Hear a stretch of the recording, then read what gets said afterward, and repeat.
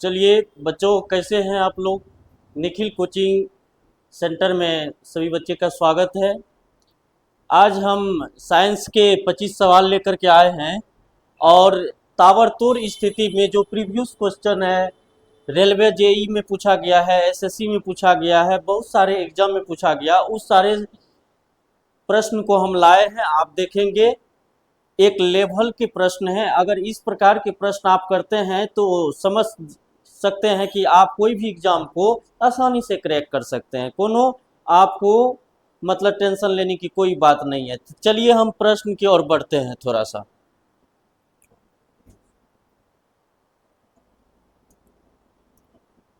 चलिए, रॉकेट, सबसे पहला प्रश्न क्या कह रहा है देख लीजिए। कह रहा है कि रॉकेट संरक्षण के सिद्धांत पर कार्य करता है। तो पहला ऑप्शन है ऊर्जा, दूसरा ऑप्शन है संवेग, तीसरा ऑप्शन है वेग और चौथा ऑप्शन है द्रव्यमान। बताइए किस पर निर्भर करता है, इस चीज को आप लोग बताइए। आप लोगों को टाइम हम देते हैं 10 सेकंड का, और 10 सेकंड में इसको बना करके आप लोग बता दीजिए हमको। कोई बड़ी बात नहीं है, बहुत आसान से समझिए, पढ़िए, फिर सवाल को बनाइए, कहीं दिक्कत नहीं होगा। और सवाल देख रहे हैं कि आपको RR B JE CBT second में पूछा गया है, 2019 में इवनिंग शिफ्ट में था ये क्वेश्चन, ये भी याद रखेंगे। अब सबसे पहली बात है, आपका टाइम खत्म हो गया। तो सबसे पहली बात है, रॉकेट संरक्षण के सिद्धांत किस पर कार्य करता है। तो ऊर्जा तो होगा नहीं, संवेग तो होगा नहीं, वेग तो हो, एक मिनट सॉरी,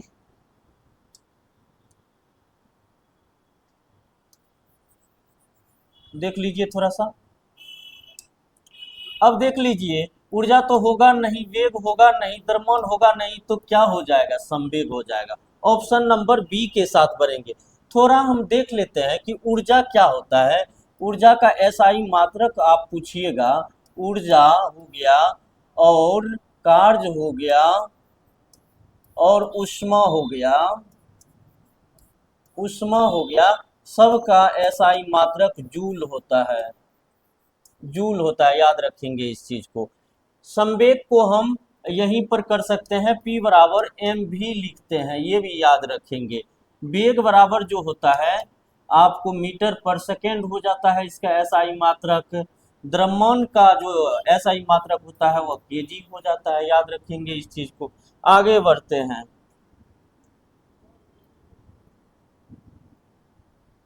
अब देखिए 2 नंबर का क्वेश्चन पढ़िए ध्यान से। निम्नलिखित में से कौन सा विकल्प उष्णता का कुचालक है, यानी कि जिसमें क्या है, ऊष्मा प्रवेश नहीं करता हो, ऐसा कौन सा ऑप्शन आपको प्रदर्शित कर रहा है। आप लोग थोड़ा बनाइए। ऑप्शन ए है हीरा, ऑप्शन बी है माइका, ऑप्शन सी है पानी, ऑप्शन डी है लकड़ी। बताइए क्या होगा, आप लोग बताइए।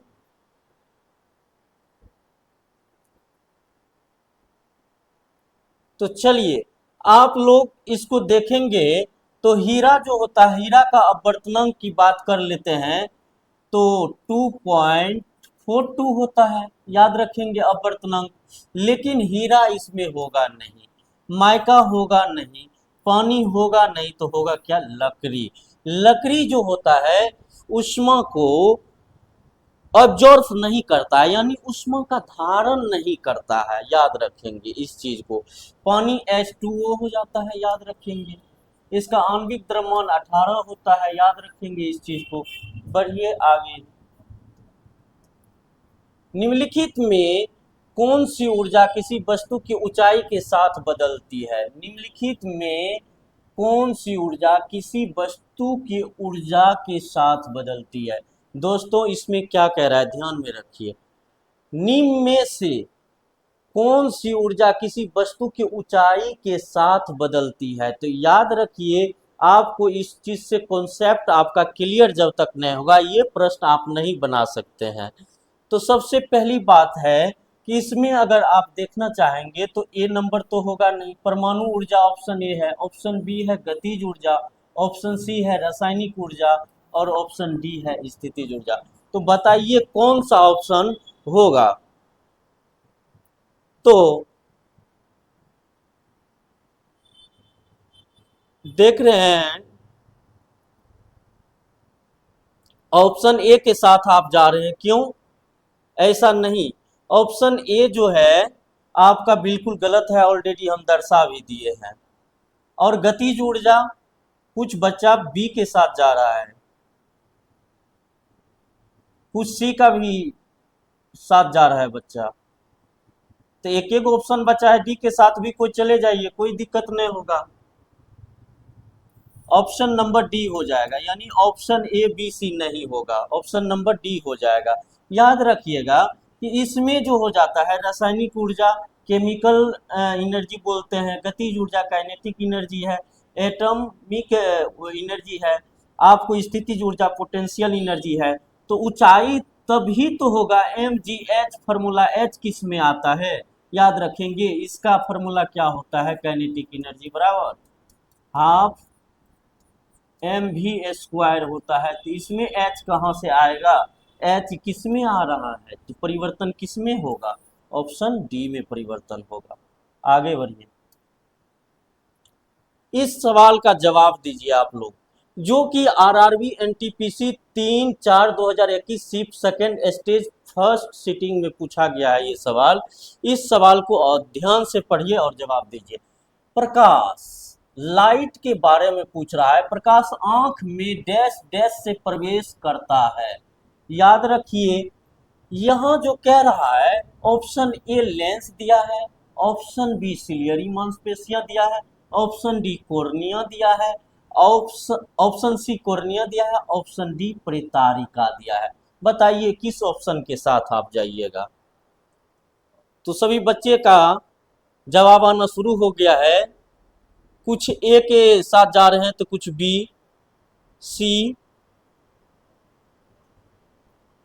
अच्छा, सभी ऑप्शन के साथ आप लोग बढ़िएगा, यानी कि आप लोगों का कॉन्सेप्ट क्लियर नहीं है। इसका मतलब सीधी सी बात है, कॉन्सेप्ट अगर आप लोगों का क्लियर रहता तो आप, सिंपल सी बात है कि प्रकाश आंख में डैश डैश से प्रवेश करती है, लेंस नहीं होगा, सिलियरी मांसपेशियां नहीं होगा, प्रेतारिका नहीं होगा, तो बचा कौन? कोर्निया।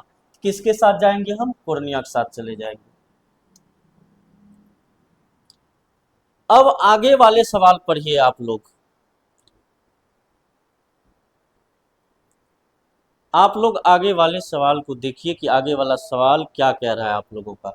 देखिए सवाल कह रहा है, तरल पदार्थ के घनत्व को मापने के लिए किसका प्रयोग किया जाता है? यानी कि लिक्विड जो है उसको मापने के लिए किसका प्रयोग किया जाएगा? तो ऑप्शन ए है आपका फेदोमीटर, ऑप्शन बी है आर्द्रता मापी, ऑप्शन सी है हाइड्रोमीटर, ऑप्शन डी है हिस्पोमीटर। अब किसके साथ आप लोग बढ़ रहे हैं उसको हम देखना चाहते हैं। जवाब आना शुरू हो गया है, B B B B B.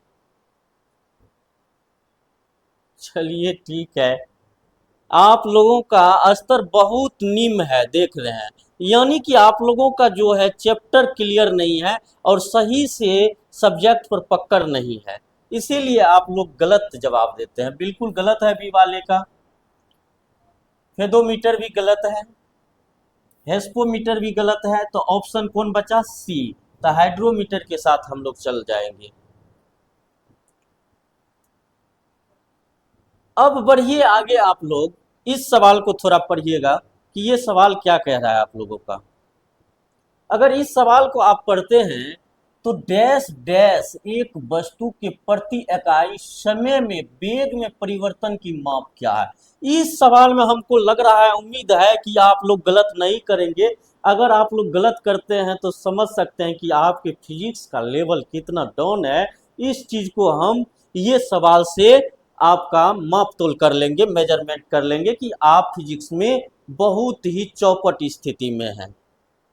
तो चलिए, ऑप्शन ए है त्वरण, ऑप्शन बी है चाल, ऑप्शन सी है संवेग, ऑप्शन डी है विस्थापन। तो बताइए किस ऑप्शन को लॉक किया जाए इसमें? ऑप्शन सी संवेग। सी सी, डी डी, बी बी। आप लोगों का जवाब ए। अच्छा, जो बच्चा ए के साथ गए हैं वो बिल्कुल सही है, यानी उसका फिजिक्स का स्तर अच्छा है। यानी कि फिजिक्स का स्तर उसका अच्छा है। विस्थापन का एसआई मात्रक देखिएगा मीटर होता है, संवेग का पी बराबर एम भी होता है, और इसका एसआई मात्रक देखिएगा तो केजी मीटर पर सेकेंड होता है। चाल का जो बात कीजिएगा तो इसका आपका मीटर पर सेकेंड एसआई मात्रक हो जाता है। त्वरण का मीटर पर सेकेंड स्क्वायर एसआई मात्रक होता है, याद रखिएगा इस चीज को। चलिए आगे वाले नेक्स्ट क्वेश्चन पढ़िए। इस क्वेश्चन को आप लोग थोड़ा पढ़िए, उसके बाद जवाब दीजिएगा। पढ़ लिए। निम्नलिखित में से कौन सा घटक एक चालक के प्रतिरोध को प्रभावित नहीं करता है? प्रतिरोध के को प्रभावित नहीं करता है। मान लीजिए कि हम क्लास ले रहे हैं, हमको कोई बच्चा मान लेते हैं कि संगम कुमारी हमको प्रभावित नहीं कर रही है, मतलब डिस्टर्ब नहीं कर रही है, हमको पढ़ाने के लिए बहुत अच्छे से दे रही है, तो यानी कि वो बच्चा केवल समझने पर फोकस कर रहा है, क्लास को प्रभावित करने पर, इफेक्ट करने पर बल नहीं दे रहे हैं, फोर्स नहीं कर रहे हैं। तो चलिए ऑप्शन नंबर ए देख लेते हैं इसका। तो वही प्रभावित कौन रेजिस्टेंस को नहीं करता है, उस चीज को हम देखते हैं। ऑप्शन नंबर ए पदार्थ, ऑप्शन नंबर बी लंबाई, ऑप्शन नंबर डी सी दबाव, ऑप्शन नंबर डी अनुप्रस्थ काट का क्षेत्रफल। बताइए कौन सा ऑप्शन के साथ जाइएगा। जवाब आना शुरू हो गया है, जिसमें ऑप्शन नंबर डी लगा रहे हैं बहुत बच्चे। क्यों बाबू इस प्रकार की घटना क्यों कर रहे हो? फिजिक्स तुम्हारा कितना गेल गुजरल है।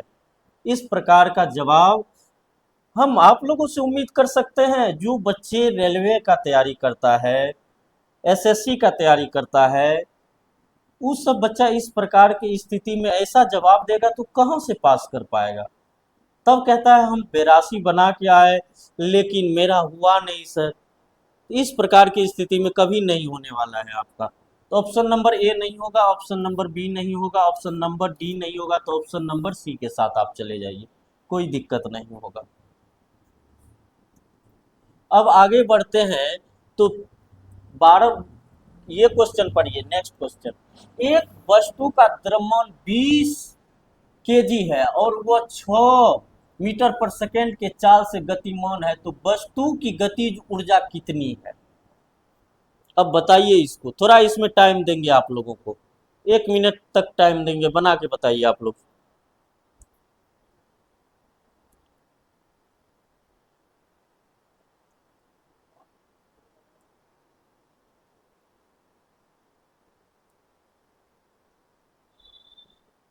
चलिए इसमें अब देखना चाहेंगे कि क्या आंसर दे रहे हैं आप लोग।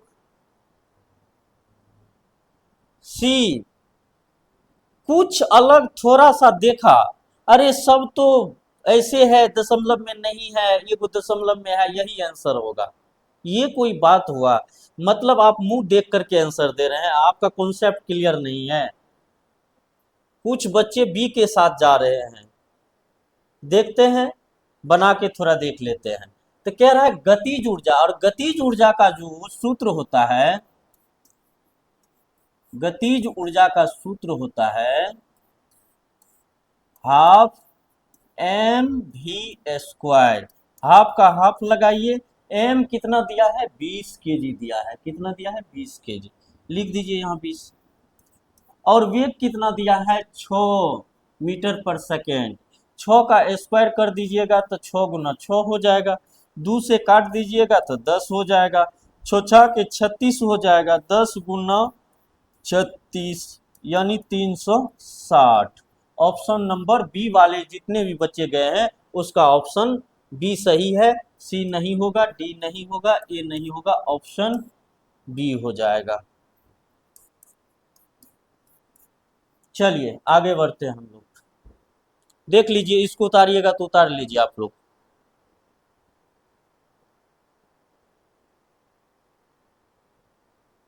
चलिए नेक्स्ट, इस क्वेश्चन को पढ़िए कि आरआरबी एनटीपीसी 18 तारीख 1वां महीना जनवरी में एग्जाम हुआ है 2017 को, सेकेंड शिफ्ट स्टेज सेकेंड में हुआ है। अब देख लीजिए कि जीपीएस का फुल फॉर्म पूछा है, तो बताइए आप लोग क्या होगा इसका। ऑप्शन नंबर ए है आपका global prime system, option number B है ग्लोबल पीस यानी summit, global positioning system, global postal system. बताइए किस ऑप्शन के साथ इसमें जाएंगे आप लोग, थोड़ा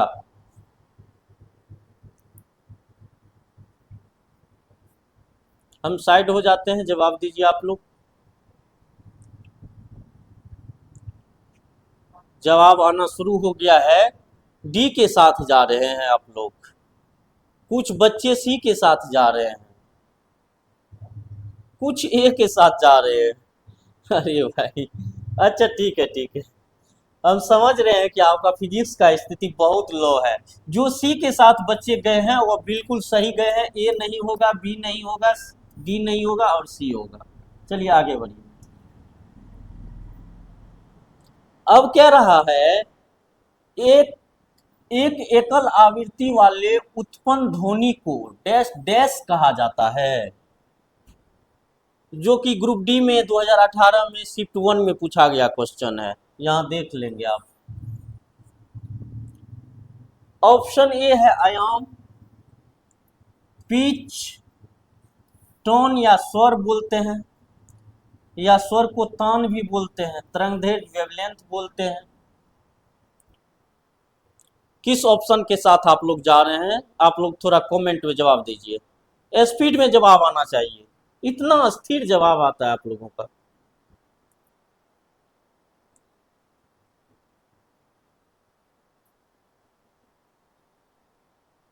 बी, बी, डी, सी। चलिए हम देखते हैं, कहता है एक एकल आवृत्ति द्वारा उत्पन्न ध्वनि को डैश डैश कहा जाता है। तो आप जैसे ही एकल आवृत्ति वाले उत्पन्न ध्वनि को डैश डैश की बात करेंगे तो आयाम तो होगा नहीं, पिच तो होगा नहीं, तरंगदैर्घ्य होगा नहीं, तो बच क्या गया, सी। ऑप्शन नंबर सी के साथ हम लोग चले जाएंगे। जो ऑप्शन नंबर सी दिए हैं उस बच्चे का जवाब बिल्कुल सही है, उसका फिजिक्स में अच्छा लेवल है। आगे वाले क्वेश्चन पढ़िए। पानी का हिमांक बिंदु डैश डैश है। Option A 42 degree Fahrenheit, option B 32 degree Fahrenheit, option C 40 degree Fahrenheit, option D 34 degree Fahrenheit. देखते हैं, अगर इस स्थिति में ऐसे सवाल में आप लोग गलती करेंगे तो समझ सकते हैं कि आपका बेस क्या है, आपको कितना और तैयारी करने की ज़रूरत है। इस चीज़ को थोड़ा ध्यान में रखिए, इस चीज़ को देखिए थोड़ा और गंभीर रूप से समझिए कि आखिर ये चीज़ क्या है। अगर गंभीरता से नहीं लीजिएगा तो फिर इतनी आसान आसान सवाल में आप फंसिएगा, फिर आगे जाकर के आपका रिजल्ट आउट नहीं होगा। तो चलिए, पानी का हिमांक बिंदु डैश डैश है, ऑप्शन ए दिया है 42 डिग्री, आना शुरू हो गया है जवाब। थोड़ा हम कमेंट देख लेते हैं। बी के साथ सभी बच्चे जा रहे हैं, यानी कि बिल्कुल सही जा रहे हैं आप लोग, बिल्कुल सही जा रहे हैं, यानी कि ऑप्शन बी 32 डिग्री फ़ारेनहाइट हो जाएगा। आगे बढ़ते हैं, नेक्स्ट क्वेश्चन को देखिए। निम्न में से किस सिद्धांत के अनुसार कोई रॉकेट अंतरिक्ष में कार्य करता है। रॉकेट के बारे में पूछा है, यानी कि आप समझ सकते हैं रॉकेट किस सिद्धांत पे यानी किस थ्योरी पर बात कार्य करते हैं, वर्क करते हैं, उसके बारे में पूछ रहे हैं। रॉकेट के बारे में अगर थोड़ा सा भी एवरेज नॉलेज भी होगा तो आप इस प्रश्न का जवाब दे दीजिएगा। अगर इसमें आपको एवरेज नॉलेज भी नहीं होगा तो आप इस सवाल में धरे से गिरिएगा और आगे आपका स्थिति क्या होगा, रिजल्ट आपका परिणाम बताएगा, याद रखिएगा थोड़ा सा। तो चलिए, ऑप्शन नंबर ए है गति संरक्षण सिद्धांत। ऑप्शन बी है द्रव्यमान संरक्षण सिद्धांत, ऑप्शन सी है संवेग संरक्षण सिद्धांत, ऑप्शन डी है ऊर्जा संरक्षण सिद्धांत। बताइए आप लोग किसके साथ जाइएगा?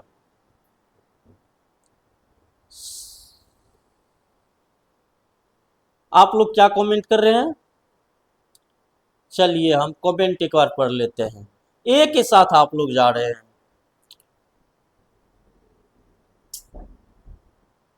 पूरी स्थिति खराब है फिजिक्स में आप लोगों का।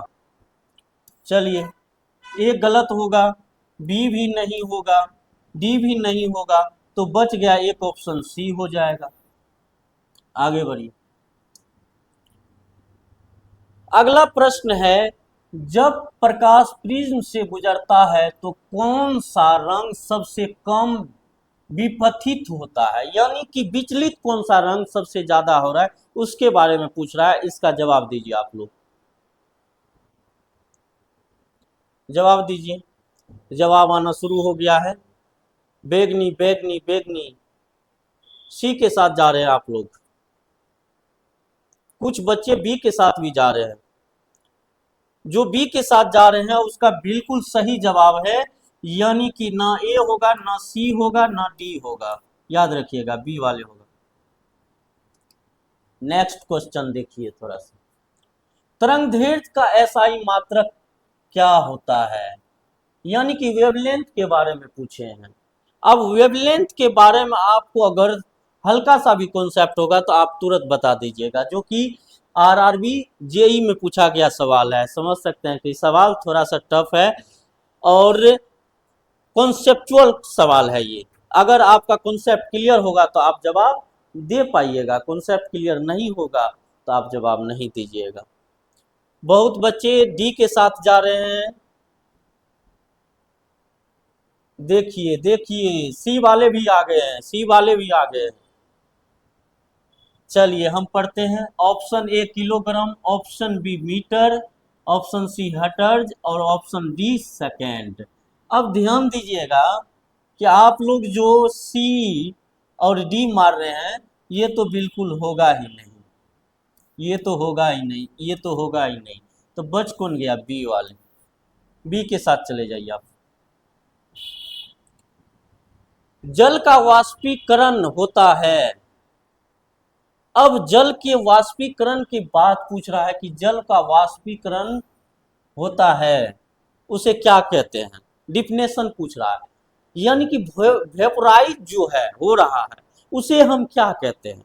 तो सिंपल सी बात है, जब द्रव जो है गैस के रूप में परिणित हो जाते हैं तो उसे हम क्या कहते हैं? अब बताइए आप लोग। कुछ बच्चे का ऑप्शन बी आ रहा है, कुछ बच्चे का ऑप्शन सी आ रहा है। सी वाले बिल्कुल आप गलत हैं, बी वाले सही हैं। यानी कि ना ए होगा, ना सी होगा, ना डी होगा, ऑप्शन बी हो जाएगा।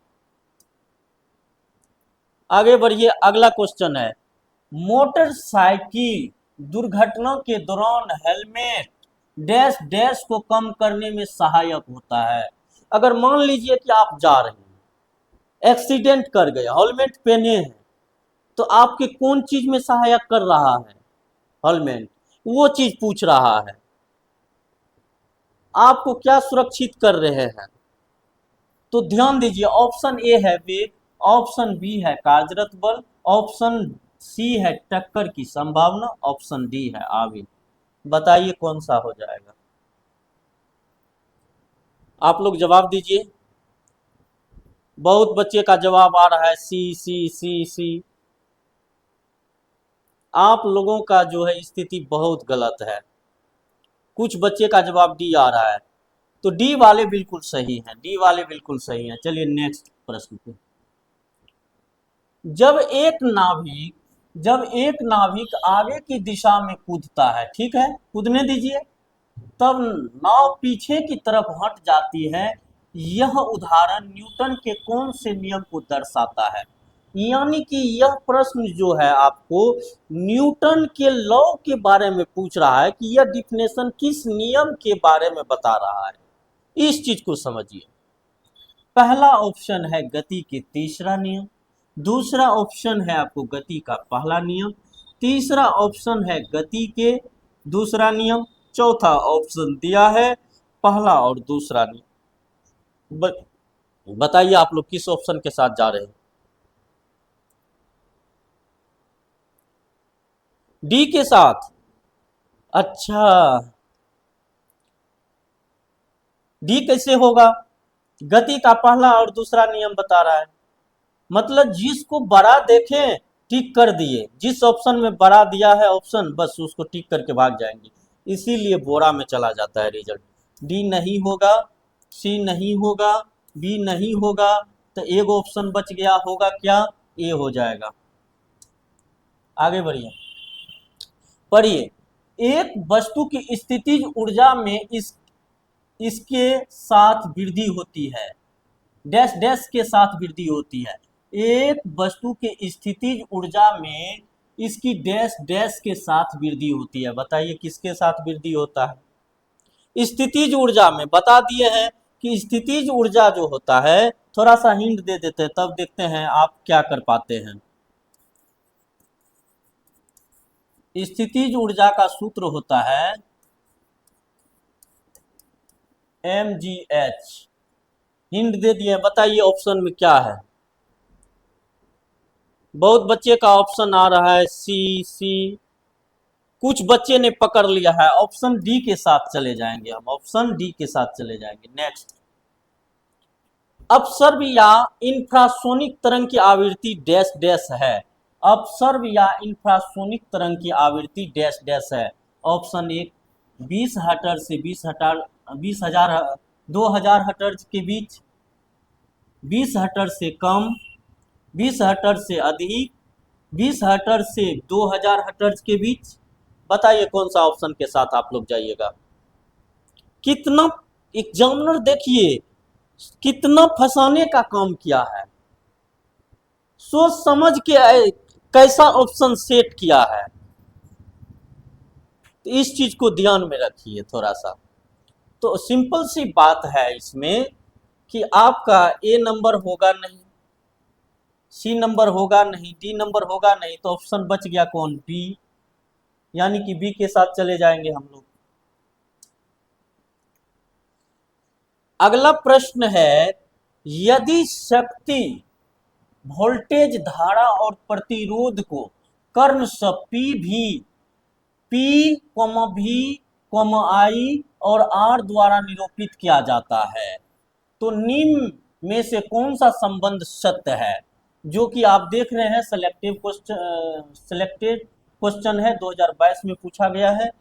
पहला ऑप्शन दिया है P बराबर V²/r, दूसरा ऑप्शन दिया P बराबर V²r, तीसरा ऑप्शन दिया है I²r और चौथा ऑप्शन दिया V/r²। बताइए आप किस ऑप्शन के साथ जाइएगा, जरा कमेंट करके दिखाइए। बहुत बच्चे का जवाब आना शुरू हो गया है, D D D D D. बहुत बच्चे का ऑप्शन सी भी आ रहा है। तो जो बच्चे सी के साथ जा रहे हैं उसका बिल्कुल सही है, और उसका बिल्कुल सही है।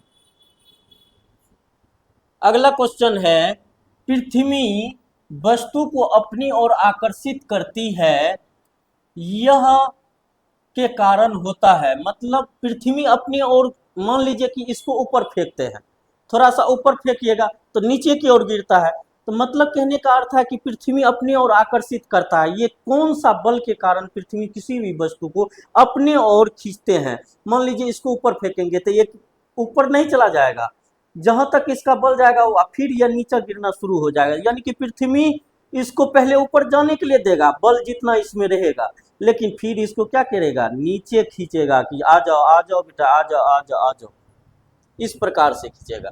तो बताइए कि कौन सा बल विद्युत चंबकीय बल के कारण खींचता है, केंद्राभिसारी बल के कारण, या केंद्रापसारी बल के कारण, या गुरुत्वाकर्षण बल के कारण? अगर इस सवाल का अगर जवाब आप बढ़िया से नहीं दे पाए, अगर सही जवाब नहीं दे पाए, तो समझिए कि फिजिक्स का स्थिति आपका गिरा हुआ है, क्योंकि यह सवाल वहां से सेट किया गया है जो फिजिक्स के फादर कहलाते हैं, उसी का यह देन है, याद रखिएगा। अब हम हिंट भी दे दिए हैं, बहुत बच्चे का जवाब आ रहा है बी बी बी बी। बहुत बच्चे पकड़ लिया है डी। जो बच्चे बी के साथ जा रहे हैं उसका गलत है, जो बच्चे डी के साथ जा रहे हैं बिल्कुल सही है उसका।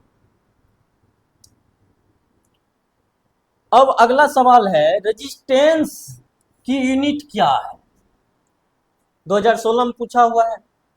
ऑप्शन ए है ओम, ऑप्शन बी है वाट, ऑप्शन सी है एम्पियर, ऑप्शन डी है वोल्ट। अब बताइए किस ऑप्शन के साथ जाइएगा। बहुत बच्चे का जवाब आ रहा है, सभी बच्चे का जवाब सही है, ओम के साथ जा रहा है, यानी ऑप्शन ए के साथ जा रहा है। अब आगे की बात करते हैं, आगे नेक्स्ट क्वेश्चन पढ़िए आप लोग। सूर्योदय और सूर्य अस्त के समय सूर्य दिव्य वृत्ताकार दिखने का क्या कारण है, क्या कारण है, इस चीज को थोड़ा ध्यान में देखिए। तो पहला ऑप्शन कह रहा है कि परावर्तन के कारण दिखाई देता है, दूसरा ऑप्शन परिकिरणन के कारण, तीसरा अपवर्तन के कारण, चौथा विसरण के कारण। बताइए किस कारण से दिखाई देता है। और पूछा हुआ सवाल है, बहुत बच्चे का जवाब आ रहा है बी, कुछ बच्चे का जवाब आ रहा है सी, सी सी ठीक है, बी वाले गलत हैं, सी वाले बिल्कुल सही है। अब नेक्स्ट सवाल है आपका कि न्यूटन मीटर पर केजी स्क्वायर की एसआई इकाई डैश डैश की है, मतलब किसकी एसआई मात्रक है, ये पूछ रहा है किसकी एसआई मात्रक है, किस चीज को इसमें मापते हैं, किस भौतिक राशि को मापते हैं, याद रखिएगा। तो ऑप्शन ए है गुरुत्वाकर्षण के कारण हुआ त्वरण को मापते हैं, ऑप्शन बी है गुरुत्वाकर्षण के सार्वभौमिक नियतांक को मापते हैं, ऑप्शन सी है संवेग को मापते हैं, ऑप्शन डी है दाब को मापते हैं। बताइए आप किसको मापते हैं। ऑप्शन आ रहा है सभी बच्चे का ए, कुछ बच्चे का बी आ रहा है, तो जो बच्चा बी के साथ जा रहे हैं बिल्कुल सही है उसका। विद्युत कार्य की दर अथवा विद्युत ऊर्जा व्यय होने की दर को क्या कहा जाता है। अब बताइए कि कह रहा है कि विद्युत कार्य की दर अथवा विद्युत ऊर्जा व्यय होने की दर को क्या कहा जाता है। ऑप्शन ए है धारा, ऑप्शन बी है शक्ति, ऑप्शन सी है कार्य, ऑप्शन डी है विभवांतर। विभवांतर बताइए क्या होगा, जल्दी जवाब दीजिए आप लोग। बहुत बच्चे सही भी कर रहे हैं, बहुत बच्चे गलत भी कर रहे हैं। कुछ बच्चे का आंसर आना स्टार्ट हो गया है, बी बी ए। अच्छा देखिए, विद्युत ऊर्जा के व्यय को पकड़िए, यहाँ पे कस के पकड़िए, अब मारिए शक्ति में, जो बी लगा रहे हैं बिल्कुल सही है उसका। अब ये 25 क्वेश्चन आपका पूरा करवा दिए, आप लोग खुश रहिए, मस्त रहिए, बड़े का सम्मान कीजिए, छोटे को प्यार दीजिए, और पढ़ाई में लगन से अध्ययन कीजिए, और रिवीजन बराबर ही रिजल्ट होता है, याद रखिएगा। जितना आप रिवीजन करेंगे आपका रिजल्ट अच्छे अच्छे एग्जाम में होगा, तो इसलिए रिवीजन पे ज़्यादा जोर दीजिए, कहीं दिक्कत नहीं होगा। इसी प्रकार से हम 25 क्वेश्चन लेकर के आएंगे और धमाका क्वेश्चन लेकर के आएंगे, जिससे कि आपका कोई भी एग्जाम दीजिएगा तो साइंस से एक बार मेरा क्लास देख लीजिए, आपका बेड़ा पार हो जाएगा। क्योंकि हम एएलपी भी क्रैक किए हुए हैं, एएलपी में भी मेरा रिजल्ट हुआ है, फाइनल तक पहुँचे हम, ये आप ध्यान में रखिएगा, कहीं दिक्कत नहीं होगा। 17वीं बीपीएससी भी हम निकाले हुए हैं, इसलिए थोड़ा सा इस चीज को गंभीर रूप से पढ़िए, आप मेरे साथ जुड़िए, कहीं दिक्कत आने के लिए नहीं देंगे, आपके मंजिल तक पहुंचाने का काम करेंगे। धन्यवाद। ठीक है, आप लोग कल आइए।